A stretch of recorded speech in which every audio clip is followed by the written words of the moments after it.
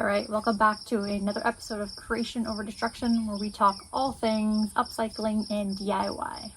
So for the next few episodes, we're going to jump into home decor. So I would say when it comes to DIY projects and upcycling, home decor is probably one of the most popular things. You'll find a lot of videos about it. So this could include outdated home decor that you want to try to modernize, or this can also include items that previously weren't home decor that you're going to upcycle into a home decor piece. And I'd say a lot of the projects don't require a whole lot of tools or materials. So let's get into that first project, which is just turning this glass jug into this piece of home decor. All right, let's get started.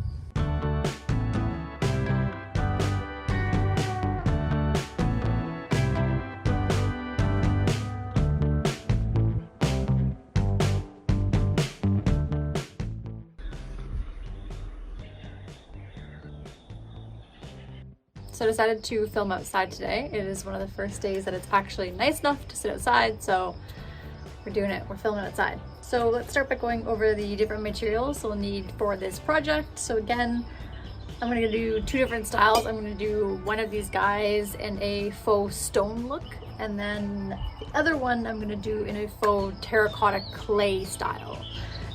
So this one will be that terracotta color, and then this one I'll probably do in like a base white, and then I'll use some different browns and grays to kind of give it that like, aged look. All right, so the first thing we're going to need for this project is going to be a vessel of some sort. So that can be a vase, a glass jug like I have. I actually lucked out and found these two glass jugs online for free. They were definitely in rough shape. They actually had the original apple cider label still on them. So I peeled as much of the label off as I could. And then I actually used a paste made out of olive oil and baking soda. And I applied that all over the leftover residue from the label. Left it on there for about 10 minutes and then was able to scrub it off. Gave it a good clean and they were looking pretty much brand new. And next you're going to want a little bit of baking soda. And what the baking soda will do will help thicken up the paint and also give it a little bit of texture. Now if you want your piece to have a lot of texture on the surface, I would recommend using a spackle first before you apply the paint. This will also eliminate having to do multiple coats of paint just to get that solid coverage. And then you may also want a putty knife just to help apply the spackle to the surface. And then next we have an assortment of paint colors. Here I've just got a couple different shades of white. I'll probably end up mixing them together to find that perfect shade. And then I have a couple different colors here that I'll be using to create the terracotta color. For this one, I'd recommend having a couple different shades of orange, browns, and reds.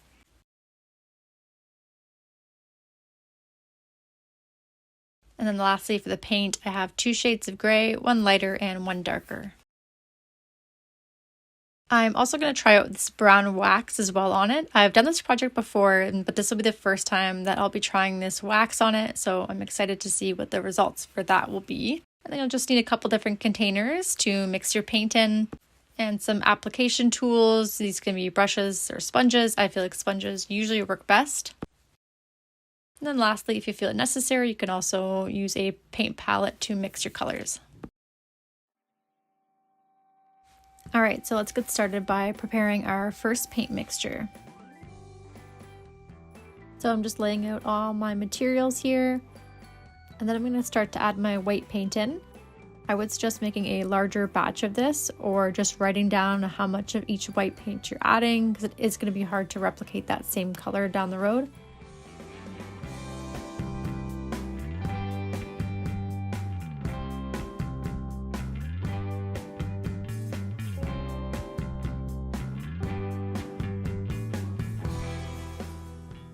And then just give that a good mix before we add in our baking soda.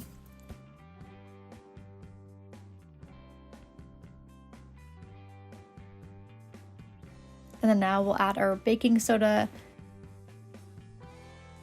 Admittingly, I'm a bit loose when it comes to this kind of stuff. I usually just eyeball it. However, I would say for every cup of paint you use, a half cup of baking soda will probably do the trick. but you can totally play around with this and see what kind of consistency you like best.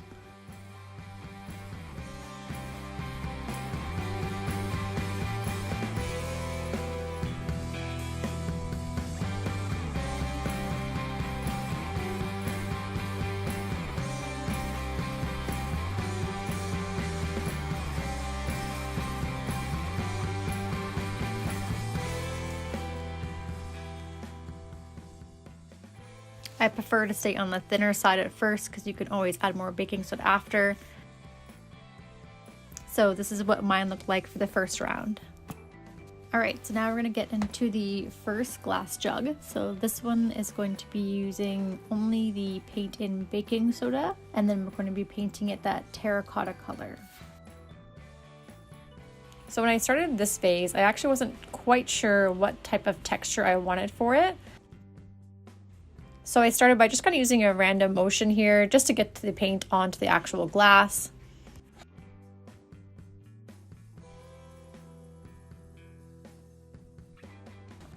And then after that, I switched here to a sponge applicator just to try out different textures. Here I was just trying to achieve more of a like raised, gritty look. Didn't really love the way that that looked, so I ended up switching back to a brush.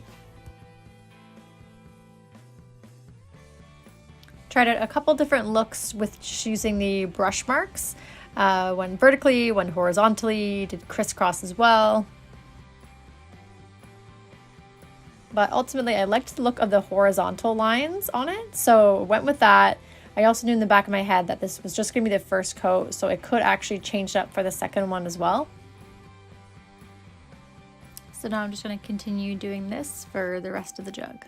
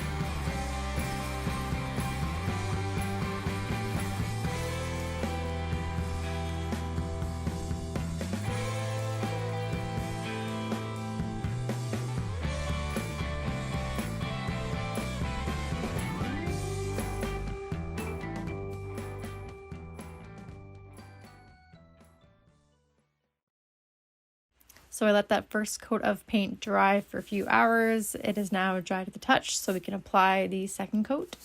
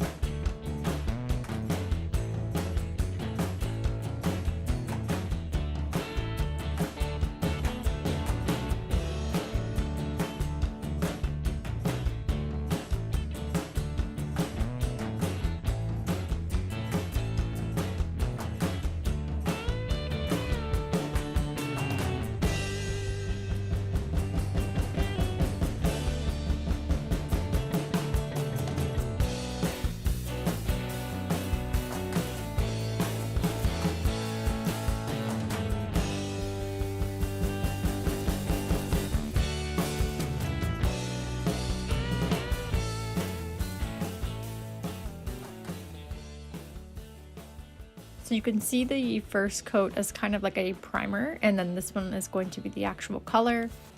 So I just mixed in a few of the different colors that I had.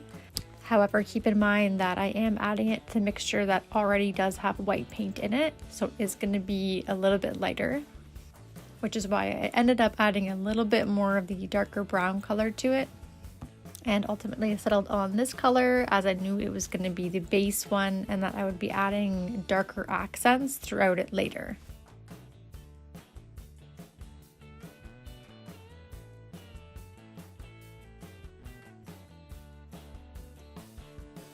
So I'm just using the same application method as I did before. I'm just going horizontally, just spreading the paint across. I'm not too worried if I miss any little spots because I can always go back around afterwards. And then I'm also going to be adding a little bit of a darker color throughout just to give it some depth.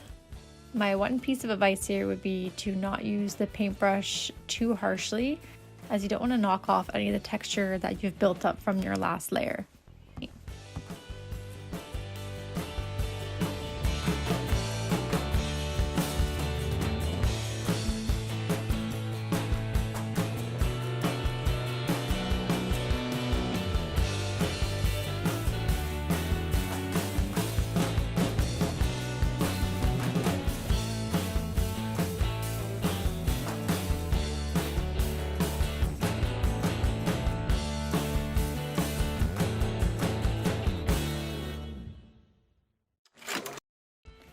And this is the final result. I really love the color. It's pretty much exactly what I had imagined when I thought of terracotta.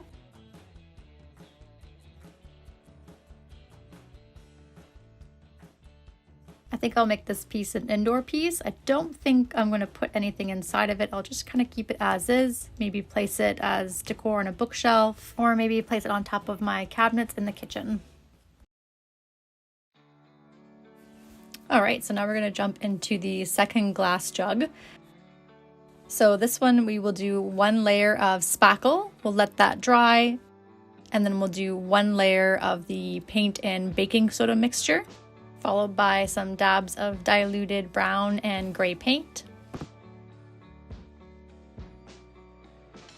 So as you can see here, I'm just using the putty knife to apply the spackle onto the surface of the glass. You don't really need to be meticulous about how you're applying it. With most spackle, you've got a pretty decent amount of time to work with it before it'll dry. I like working with this product in particular because it does change color once it's dry, so it'll go from this pink color to a white once it's fully dry. You can also use drywall mud if that's all you have on hand, that's no problem. I just personally like using spackle as it does have a thicker consistency and I do feel like it dries a little bit quicker.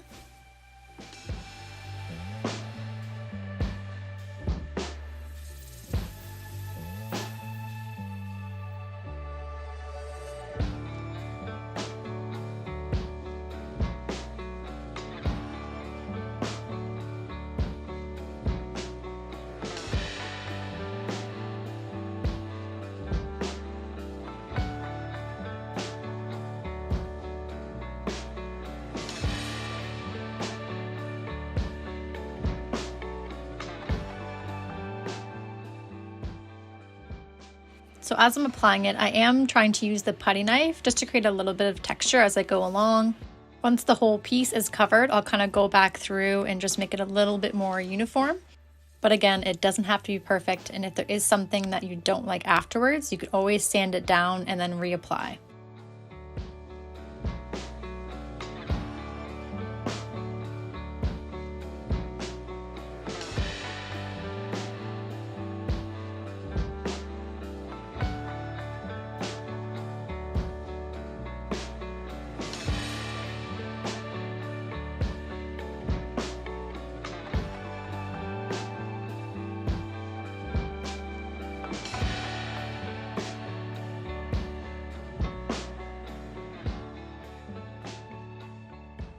Now for the mouthpiece, I did try using the putty knife at first, but that did not work, so I just ended up switching to my hands. I would say if you're also doing this, just make sure you wash the product off your hands afterwards.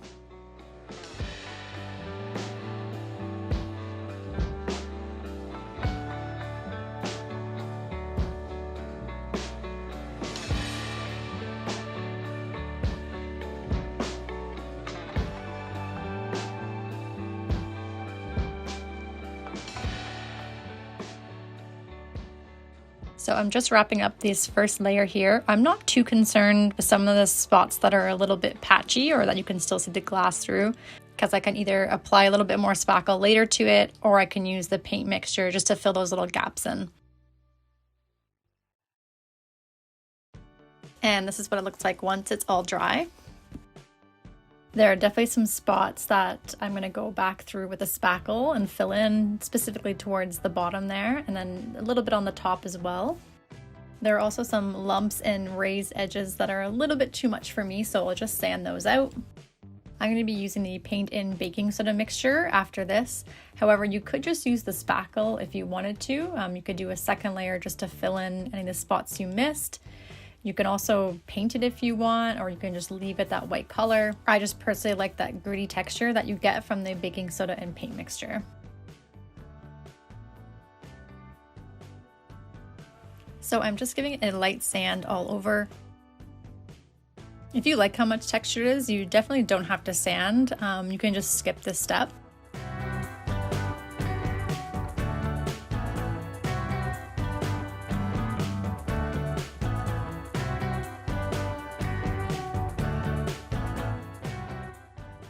For some of the bigger lumps, I ended up just using my putty knife to kind of knock those off as they were getting a bit challenging to try to sand them off.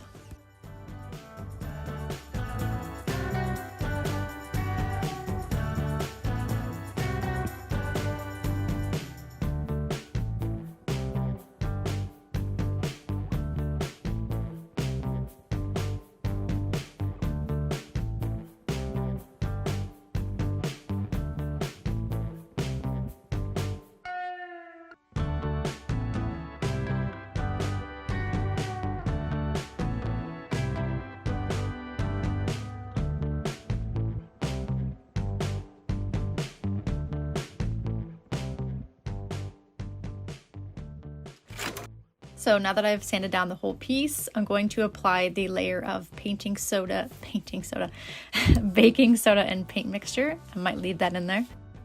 I'm going to use this to fill any of the small gaps that I missed with the spackle, and also to bring that gritty texture to the piece. So I started by applying it with a brush, but I quickly found I liked the look of the sponge applicator better. But if you have a small sponge, the brush might be useful just to get the paint onto the actual surface, and then you can go back through with your sponge and just add that texture.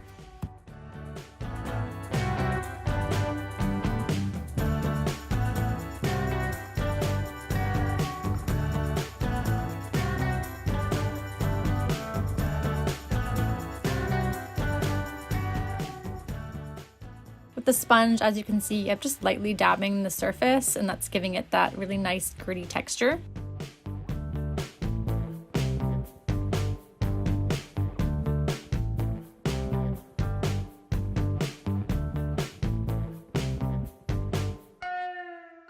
And this is also a good frame to show you the difference between just the spackle and then the spackle with the mixture on top. So I'm just going to continue this for the rest of the piece.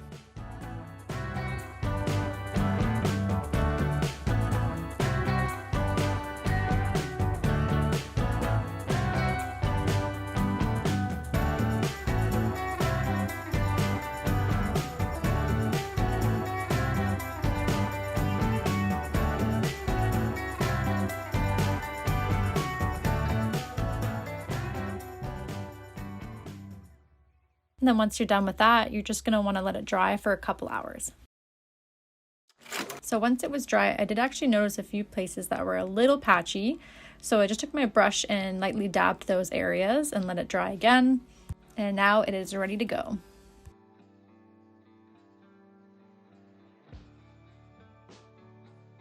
So because I haven't used the wax before for this project, I'm going to start off by using that just to kind of see what it looks like. It is definitely darker and more pigmented than I expected it to look. So I ended up taking a little bit of water on the sponge to dilute it down. So I continue doing this just kind of randomly throughout the piece. And if you don't have any brown wax or brown paint, don't fret. You can actually use more natural alternatives anyway. One that I would suggest is used coffee grounds. So instead of tossing them in the garbage, you can actually just set them aside and use those. You could just use your hands to rub the coffee grounds onto the surface, and then you can wipe it off with a dry microfiber cloth if need be. And if you want to go really au naturel, you can just use soil from your garden. So now we're going to start adding some of the diluted paint. I'm going to start with the lighter gray. So I would suggest like 1 part paint to 4 parts water here because you really want it diluted. I personally like to build the color as I go, so I prefer starting off with a mixture that is a little bit more diluted, and I can just add paint as I go. I'm using the same application method as with the wax. I'm just using a sponge here to lightly dab on the color. So I'm going to start by applying it around the brown. So what I'm trying to do is essentially kind of fan out the brown color. At this stage, it may not look great, but you just gotta trust the process and keep building that color. So at this point, I had added a little bit more paint in with the mixture. So the color will start to be a little bit more solid, and so I can start building on it. Originally, I had planned to use the dark gray as well, kind of like in the center part, just where the brown was, but I ended up deciding it was a little bit too dark and I didn't want it to look too harsh. So I just stuck with the colors that I already had. I realized at this point I did like the look of the really diluted gray and I kind of wanted it all over the vase, so I just started to apply it to more spots. So I continue just applying the paint where I wanted, just building that color until I got the desired result.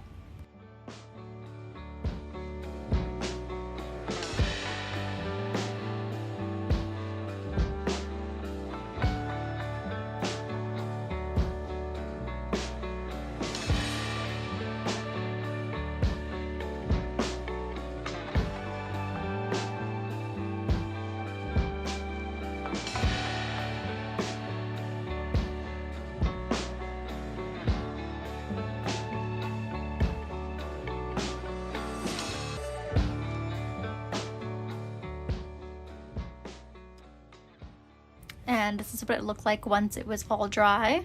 I'm very happy with this one as well. I love how much texture is on it and how the colors turned out.